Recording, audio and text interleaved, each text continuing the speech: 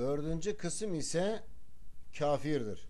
Allah veya Allah'tan gelen her şeyi ya da bir kısmını inkar edenlerdir kafirler. Bu kısmı da iki şekilde zikredebiliriz. Birincisi, her şeyi inkar ederler. Allah'a ve ondan gelen hiçbir şeye inanmazlar. Ne onun varlığına, ne ondan gelen hükümlere, ne peygamberlere ve ne de ahiret gününe ve diğerlerine. İkincisi ise Allah'a inanırlar ama ondan gelen bazı şeylere inanmazlar. Örneğin ahiret gününe inanmazlar ya da namazın, zekatın, hacın farziyetine inanmazlar. Kimisi de Allah'a inanır ama İslam dinini sadece vicdani bir mesele olarak görür. Allah'ı dünya işine karıştırmazlar. Bu da küfürdür. Zira imanın bir önceki bölümde söylediğimiz gibi 6 tane şartı vardır ve bu şartların tümüne birden inanmak gerekiyor. Bir kısmına inanıp bir kısmını inkar etmekle insan mümin olmaz. Olması mümkün değil. Allah'a iman çok önemli. Hatta İslam'da imanda en önemli bir konu olduğu için ve de her şeyin başı olduğu içindir ki Kur'an-ı Kerim'de tam 2800 defa geçmektedir. Allah'ın sıfatları. Allah'ın sıfatları iki kısımdır. Zati sıfatlar, selvi sıfatlar. Zati sıfatlar şunlardır: vücut, var olma, kendiliğinden var olma, varoluşta kimseye veya herhangi bir güce, bir kuvvete dayanmadan, ona muhtaç olmadan var olmak. Delili, Allah her şeyin yaratıcısıdır. O her şeye vekildir. Sümer suresi ayet 62. 2. Kıdem. Kıdem, varlığının başlangıcı olmamak. Zira mahlukatın ancak bir başlangıç süresi olabilir. Yaratıcıda varlığının başlangıcı olamaz. Bunun delili de o ilktir, sondur, zahirdir, batındır. O her şeyi bilendir. Hadid suresi ayet 3. Üçüncüsü beka. Ölmeyen, fenaya uğramayan, ebediyen kalan demek. Çünkü mahlukatların ömürleri belirli bir zaman içindir. Ancak yaratıcının ömrü olamaz. O daimidir, hiç yok olmaz. Bunun delili de ancak azamet ve ikram sahibi Rabbin zatı baki kalacak. Rahman suresi ayet 27. Vahdaniyet, birdir, tektir, emsali yoktur. Burada iki ayet delil olarak verebiliriz, gösterilebilir. Birincisi İhlas suresi de ki o Allah birdir, Allah samettir, o doğurmamış ve doğmamıştır, onun hiçbir dengi yoktur.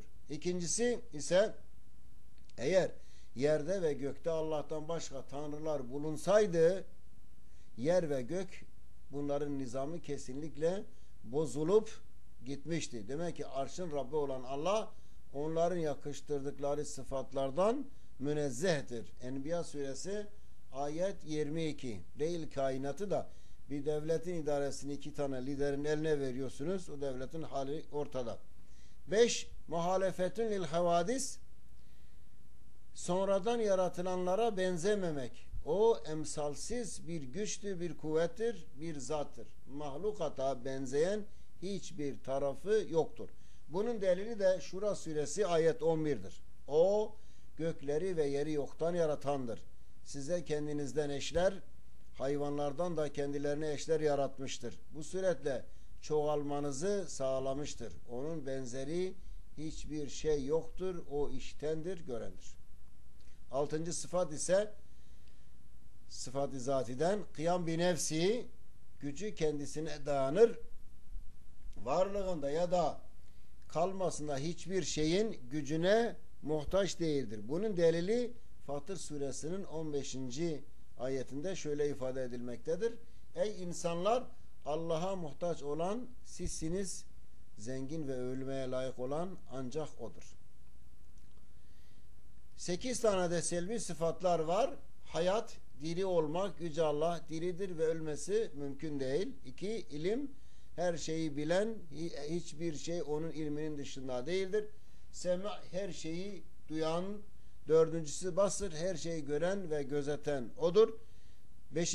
irade, irade sahibidir. istediği şeyi dileyebilir ve dilediği her şey olur. 6. Kudret, kuvvet ve güç sahibidir.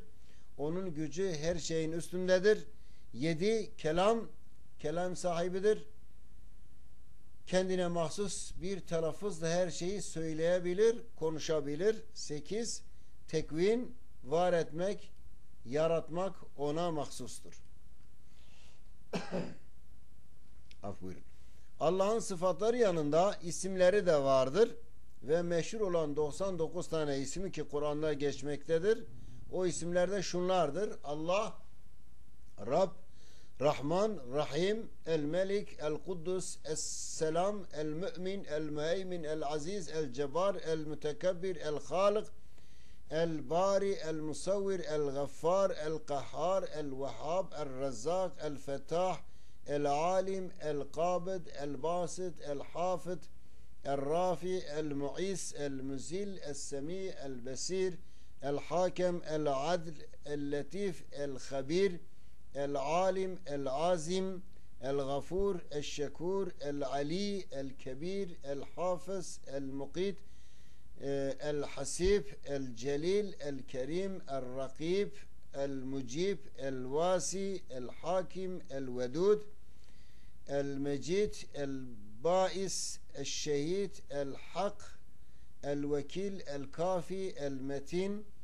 El-Veli, El-Hamid, El-Muhsi, El-Mübdi, El-Mu'id, El-Muhyi, El-Mumit, El-Hayy, El-Qayyum, El-Vecid, El-Vahid, El-Samet, El-Qadir, El-Muqtadir, El-Muqaddim, El-Muakhir, El-Evvel, El-Akhir, El-Zahir, El-Batin, El-Wali, El-Müteali, El-Bir, El-Tevab, El-Muntakim, El-Afu, El-Rauf, El-Malikul Mulk, Zülcelali vel-İkram, El-Muqsid, El-Cami', Gani, El-Macid, El-Mani, El-Nur, El-Hadi, El-Bedi' El-Baki, El-Varis, El-Raşid, El-Sebur, El-Dar, El-Nafi. Meşhur olan isimler demiştik. Çünkü bunlara isim denmesi de çok kullanışlı ve taglip usulü gereğidir. Yoksa sadece bunlarla sınırlı tutulamaz. Belki sayamadığımız daha çok isimleri ve sıfatları vardır Yüce Allah'ın. Evet, az önce de saydığımız isim ve sıfatların tümü Allah'a mahsustur. Peki sıfatlar ve onlara bağlı şeylerde Rab ile kullar arasında müştereklik gösterenler var mıdır? Evet, vardır. Ama bu sıfatlar Allah'ta tamdır, kullarda ise eksiktir. Örneğin basır, yani görüp gözetme, bu görme sıfatı Allah'ta tamdır. O her şeyi hakkıyla gören, geçmişi, geleceği kusursuz görendir. Ama kul sadece kendisine verilen gözlerle onun alanı içerisine girenleri görebilir. Bazı sıfatlar ise asla müştereklik kabul etmez. Örneğin Halık, yaratıcı, yoktan var eden ancak Allah'a mahsustur. Kul sadece var olan bazı eşyaların üzerinde değişiklik yapabilir. Evet, değerli kardeşlerim, iman konusunu, yani Allah'a iman konusunu kısaca özetleyersek, iman hiçbir şeye tereddüde mahal vermeden kalben tam bir teslimiyetle kabullenmek ve onu diliyle de zikretmek olduğuna göre diyebiliriz ki la ilahe illallah kelimesi kul ile Allah arasında bir antlaşmadır.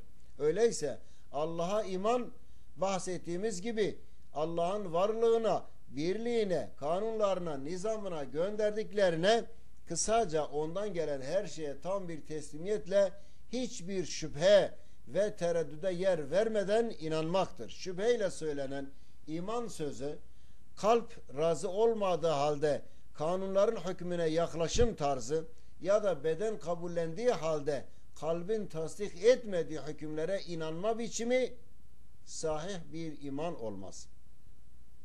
Yüce Rabbimiz bu konuyu çok açık bir şekilde izah etmektedir. Hayır, Rabbine andolsun ki iş bildikleri gibi değil. Onlar aralarında çıkan çekişmeli işlerde seni hakem yapıp sonra da senin verdiğin hükme karşı içlerinde hiçbir sıkıntı duymaksızın tam bir teslimiyetle boyun eğmedikçe iman etmiş olmazlar. Cenab-ı Allah cümlemize kamil imanı nasip eylesin.